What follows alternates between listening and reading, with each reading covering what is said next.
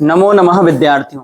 आज हम पढ़ेंगे व्यंजन संधि के अंतर्गत 3 प्रकार की संधियां, जिनमें कुछ शब्दों का आगम होता है, जैसे चा का आगम व्यंजन संधि, इसमें सूत्र लगा है पाणिनि का 6 चा, और रा का लोप व्यंजन संधि और ना को णा करने वाली व्यंजन संधि। ये सामान्यतः व्यंजन संधि के अंतर्गत इनको व्यंजन संधि कहा जाता है, लेकिन इनको अपन अक्षरों के माध्यम से समझेंगे तो जल्दी समझ में आएगी।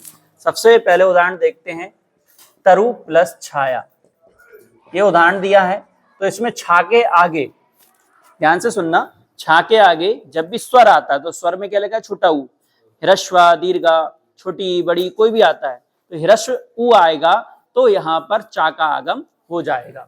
कुछ नहीं करना है, कहीं कुछ बदलाव नहीं है, सिर्फ आगे क्या करना है, चा का आगम कर देना है, तरुच्छाया। दूसरा उदाहरण देखते हैं, बी प्लस छेदा। क्या लिखा है, बी प्लस छेदा, तो वाम में छोटी आ रही है तो यहाँ स्वर है, छा के पहले ह्रस्व स्वर होने के कारण से यहाँ पर क्या बन जाएगा, विच्छेद, जो अपन पढ़ते आते हैं। तीसरा उदाहरण देखते हैं, परिस प्लस छेदः। परि प्लस छेदः, इसमें भी छोटी ही है, परि प्लस छेदः, तो इसमें भी क्या हो जाएगा, परिच्छेद। चौथा उदाहरण, अनु प्लस छेदः, क्या बन जाएगा, अनुच्छेदः।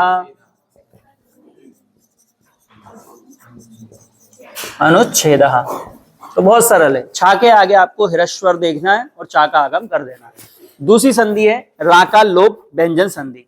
अब रा का लोप व्यंजन संधि क्या कहलाती है, जहां पर एक रा है पहले से, निर प्लस रोगः, तो जहां पर भी रा के आगे रा आता है तो वहां पर एक रा का लोप हो जाता है और उसके आगे वाला भी जो भी मात्रा लगी है स्वर, उसको हम कर देते हैं दीर्घ। जैसे छोटी है तो इसकी बड़ी हो जाएगी, नी बन जाएगा, और रा का लोप होने के कारण से क्या बन जाएगा, नीरोग शब्द बन जाएगा। नीरोग शब्द सुना होगा।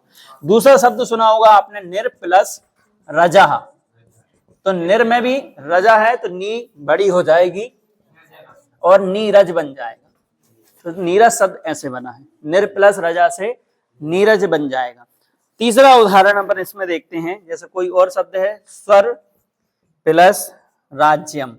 स्वर प्लस राज्यम लिखा है, तो यहाँ पर भी रा के आगे रा है तो एक रा का क्या कर देंगे, लोप कर देंगे, और रा के आगे क्या है, वाम में ह्रस्व है तो इस ह्रस्व को क्या कर देंगे, दीर्घा कर देंगे, तो बन जाएगा स्वराज्यम। स्वराज्य शब्द आपने सुना होगा। अब अगला उदाहरण है, ना को णा करने वाला। तो ना को णा करने वाला भी ज्यादा उदाहरण नहीं आते हैं। नरा प्लस नाम लिखा है, तो यहाँ पर जब भी रा आता है किसी शब्द में, जैसे पर रामाणाम पढ़ते हैं, रामेण पढ़ते हैं, तो षष्ठी बहुवचन में ना को क्या हो जाता है, णा हो जाता है, तो वही कंडीशन यहाँ पर भी है, तो नरा णाम बन जाएगा, ना को णा कर देते हैं। 3 शब्दों के अक्षर जहां होते हैं, कौन कौन से 3 अक्षर हैं, ध्यान से देखिए, रा, षटकोण वाला शा और ऋषि की री। ये 3 अक्षर जिस वाक्य में, जिस शब्द में होते हैं, वहां पर ना को णा हो जाता है। ठीक है, जैसे ऋषि प्लस नाम लिखा है तो क्या बन जाएगा, ऋषि नाम बन जाएगा।